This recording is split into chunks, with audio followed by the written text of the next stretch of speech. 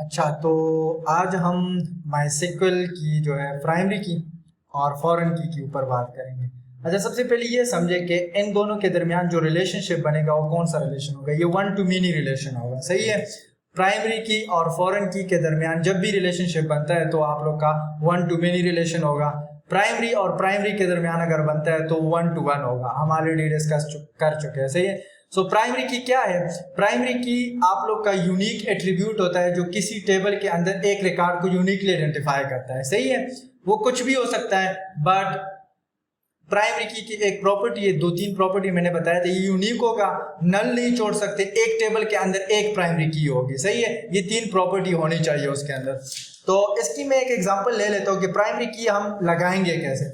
Table जब हम बनाते हैं ना, तो टेबल बनाते वक्त भी लगा सकते हैं इसको, और अगर आप लोगों ने पहले से टेबल बनाया है तो अल्टर स्टेटमेंट के थ्रू आप लोग बाद में भी लगा सकते हैं। जरूरी नहीं कि आप लोग टेबल के बनाते वक्त, मैंने कोई टेबल बनाया और वो मैंने सेव किया है, प्राइमरी की नहीं लगाई, बाद में भी लगा सकता हूँ, सही है। लेकिन अभी हम ये देखेंगे कि डायरेक्ट कैसे लगाते हैं, सही है। तो इसमें सबसे पहले मैं क्रिएट टेबल स्टूडेंट के नाम से एक टेबल बनाऊंगा। उसके अंदर एज यूजुअल जो हम करते आ रहे हैं, तो इसके अंदर SID होगा या ID होगा, वो नल नहीं होगा, सही है। कंस्ट्रेंट हम लगाएंगे इसके ऊपर। सेकेंड वन हमारे पास फर्स्ट नेम लास्ट नेम होगा, और उसका जो है टेक्स्ट या वेरिएबल कैरेक्टर वेबचार आप लोग ले सकते हैं। एज होगा इंटीजर टाइप। अब कोर्स होगा वो भी टेक्स्ट के टाइप में होगा। प्राइमरी की इस टेबल का होगा स्टूडेंट ID, सही है, ID। और फॉरेन की दूसरा टेबल हम बनाएंगे तो वो कोर्स के नाम से होगा। नीचे मैंने लिखा भी है, देखिए ये दूसरा टेबल है। इस टेबल के अंदर मैंने कोर्स ID ली है इंटीजर टाइप, और कोर्स नेम लिया है। तो इसकी प्राइमरी की क्या है? प्राइमरी की हमारे पास कोर्स ID है इस टेबल के लिए।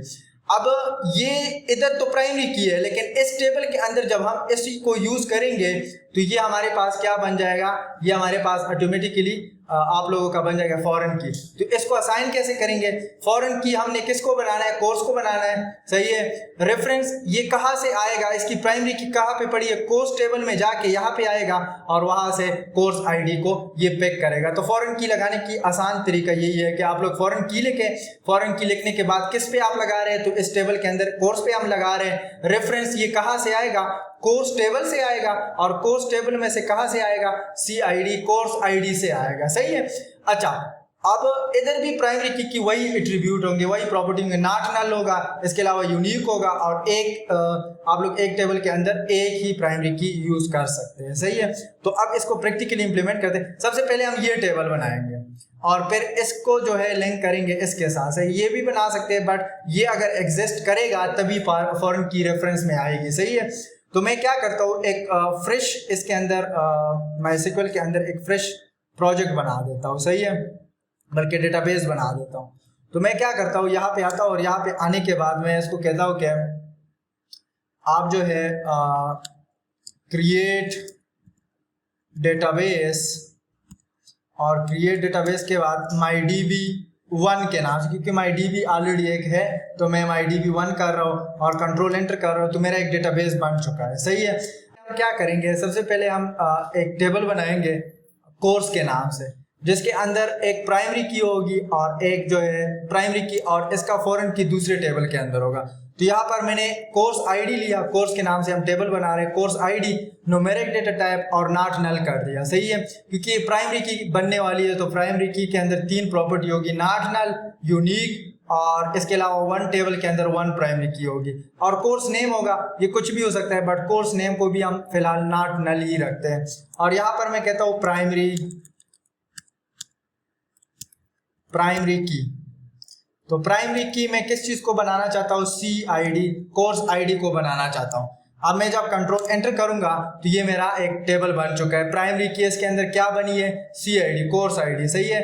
अब हम क्या करेंगे, अब हम एक दूसरा टेबल बनाएंगे और इसका नाम रखेंगे क्रिएट टेबल स्टूडेंट, और स्टूडेंट के अंदर हम अब प्राइमरी की और फॉरेन की दोनों इंप्लीमेंट करेंगे। तो यहाँ पर देखिए, सबसे पहले मैं यहाँ पर SID लूंगा और इसका डेटा टाइप रखूंगा न्यूमेरिक, क्योंकि ये बनने वाली है। ये भी यहाँ पे प्राइमरी की एज अ प्राइमरी की वर्क करेगी।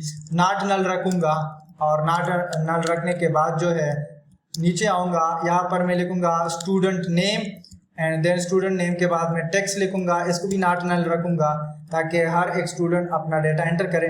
एंड देन यहाँ पे फीस, एंड फीस को मैं न्यूमेरिक रखूँगा, और ये नॉट नल यहाँ पे रिक्वायर्ड नहीं है तो मैं नहीं लिख रहा, सही है।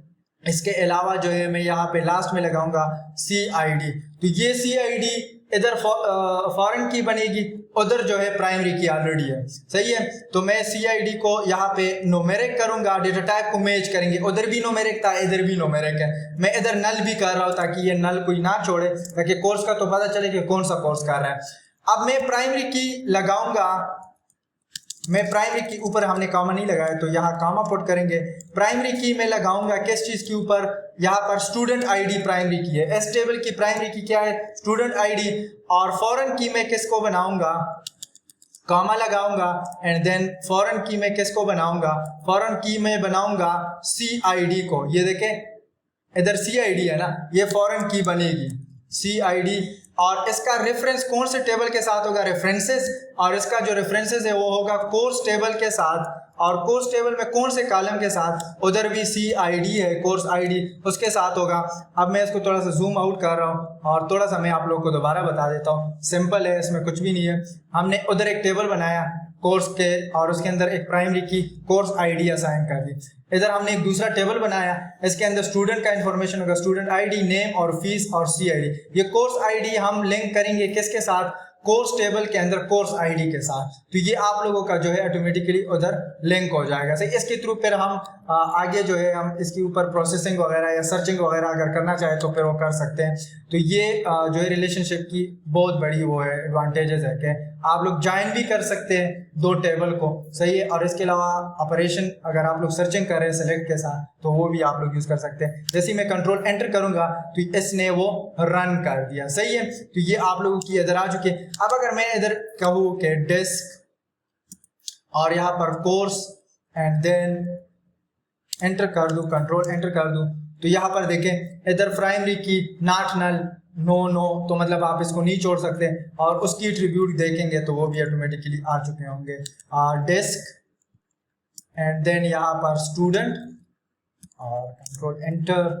और ये देखें यहाँ पर CID MUL आया है, तो मतलब मल्टीपल टाइप की, मतलब उधर दूसरी जगह पे लिंक है, सही है। ये प्राइमरी की है इस टेबल का और इधर MUL आया है, सही है, क्योंकि ये दूसरी की के साथ लिंक है, सही है। तो ये इधर ऐसे शो होगा। तो ये आप लोगों की, और यहाँ पर देखिए ये भी नॉट नल है, ये भी नॉट नल है और ये भी नल, इसको आप नल छोड़ सकते हैं, सही है। तो ये एट्रीब्यूट आ चुके हैं। तो अभी इसके बाद जो जॉइन ऑपरेशन है इसके अंदर हम डेटा डालेंगे। डेटा डालने के बाद फिर जब एक्सट्रैक्ट करेंगे तो मैं कहूँगा कि उन स्टूडेंट को एक्सट्रैक्ट करे जिसकी कोर्स ID 1 है, तो कोर्स ID 1 उसके साइड पे कोर्स नेम होगा तो ऑटोमेटिकली वही कोर्स पिक करेगा, सही है, सर्चिंग के दौरान।